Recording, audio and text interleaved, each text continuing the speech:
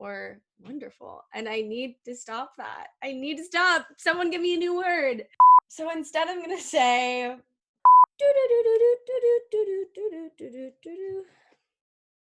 Okay.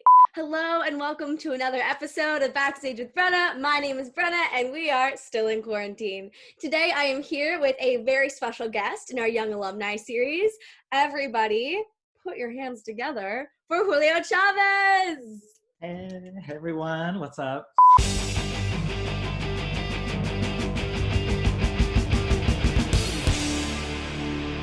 Julio, I'm so excited to have you here and to get to chat. I have missed seeing your face around campus very, very dearly. So it'd be great if you could start by saying what you majored in / minored in and what concentrations you had and also what year you graduated. Yeah, so I graduated in June 2018, majored in TAPS. I think my concentration was theater making. Yeah, and unfortunately no minor. I almost got the FemGen minor, but didn't quite complete it. I missed like a class. Oh. I was like, you know what? Whatever, FemGen minor adjacent. I got there. It's the taken courses that count. You studied Exactly, it, right? Exactly. It. So I'm a fake minor, but that as well. Beautiful. What'd you do after graduation? So yeah, after I graduated, I started working for Stanford Pre-Collegiate Studies, which is like a summer camp program. And yeah, it was great to like just hang out on campus for the summer and like not feel all the stress of Stanford. Totally. Being done with classes and like having my degree. Totally. And yeah, just like soaking up the sun. And you know, I was there all throughout the summer, and then I moved back home to San Diego. And just started like really applying to full-time jobs. Didn't have too much time to do that like throughout senior year. And I was applying to jobs like everywhere, like in the Bay, in San Diego, in New York. Thought I was gonna maybe be in Texas for a little bit. I don't know.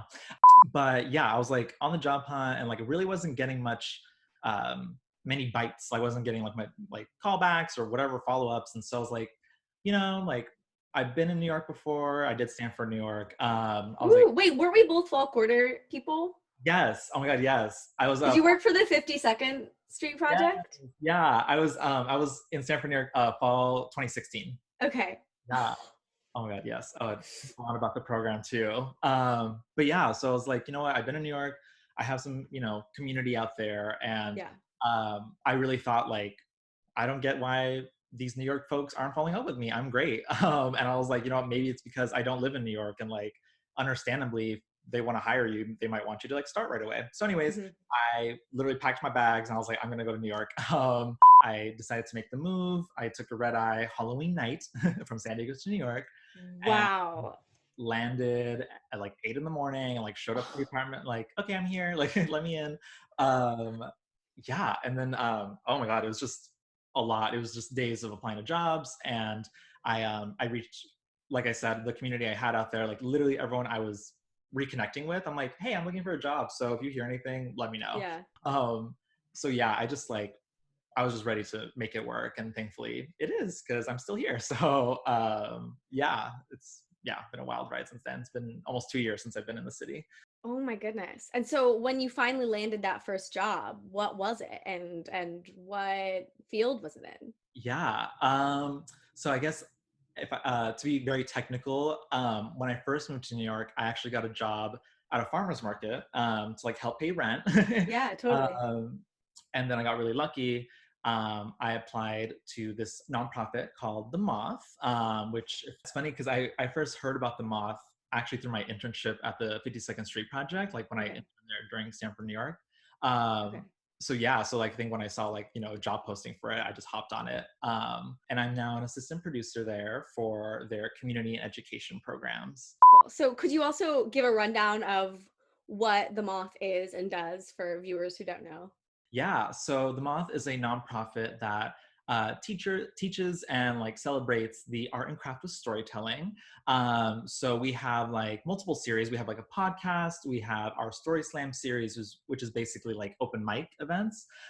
We also have like a curated series, which is called like the Main Stage, where we kind of invite tellers back to work with our directors and then share their story again on like a bigger stage. So we have markets like all throughout the country, and we do shows also like in London and Australia. We're actually there too. More specifically for my position is we basically bring workshops to community organizations and high schools in New York City. So we have like our instructors like teach community org members and students and teachers kind of like, yeah, how to craft their own personal story. So it's been great. So I actually like produce shows that happen in like schools, like happen for community organizations. So I hear a lot of stories from those groups of people, and it's amazing. I love like listening to student stories and community org stories. While we're on that topic of kind of thinking about like performance outlets, do you have like an art practice or an engagement with like art theory or stuff that you were working on in school that you still incorporate into your life now? There is, I mean, this was like an opportunity that was a couple months ago, but I'm still grateful for it today. So like I got to perform, or I guess I got to do a stage reading for a fellow TAPS alum, Lillian. Oh my gosh, wait, really? Yeah. Oh my God. Yeah. She had brought a play she had written in Young Jean Lee's class called Meat Suit, and Lillian, big shout out to Lillian. So we got to do a stage reading for it. That's awesome. Yeah, I got to meet, other actors, and it was just a lot of fun. And yeah, it was a great feeling. Yeah, so I think that's like the last opportunity I took. But more generally, I guess like if I'm going to cheat a little bit, I like storytelling. I took Storycraft senior year, and then my senior project became like a storytelling performance. And so I guess I get to engage with that every day at work. Like we listen to stories, we screen stories for like, okay, like where can we, see this popping up in a future show or on the podcast or whatever. So yeah, I guess I get to engage with stories like every day, and that's, great to like train my ears to, what makes a story a story. So what's something that you wish you could tell your former college self, young Julio? What would you say? I give a whole speech. I wish I could tell myself, like, you can't do everything, and that is totally okay. I bit off way more than I could chew my senior year. And it's just kind of like, it's rough because, you feel the pressure to like, you want to do everything or you want to experience everything. And then I don't know, at least for me, like I was doing all these things and they were all things I loved, individually. But then with the weight of taking them all on, it didn't become fun anymore. And so I wish I could just tell myself, like, you need to pick like a few things and stick to those and still like keep yourself sane. And also I guess another thing would be like, don't compare your progress to other Stanford students. I feel like, understandably, it's like every year Stanford students are talking about, oh, what are you doing this summer? Or like, what are you doing after graduation? Like, what's next? And like for me, senior year, like I was like, I'm not applying to jobs right now. I'm not applying to grad school. Like I'm just trying to graduate.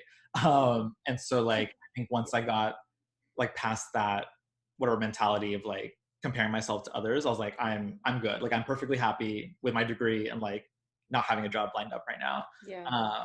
So I think, it's just, I wish I could just remind myself of that, like back then, or like even earlier into my Stanford career.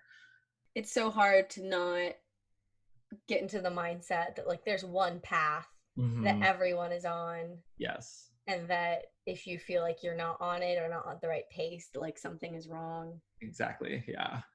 Thank you so much, Julio, for joining me. It has been truly so wonderful to get to catch up and hear about what you're doing. And I cannot wait to stay tuned to see what you're doing next. Yes. Thank you so much. For everyone else, this has been another episode of Backstage with Brenna. Tune in next week to #GetPeerAdvised.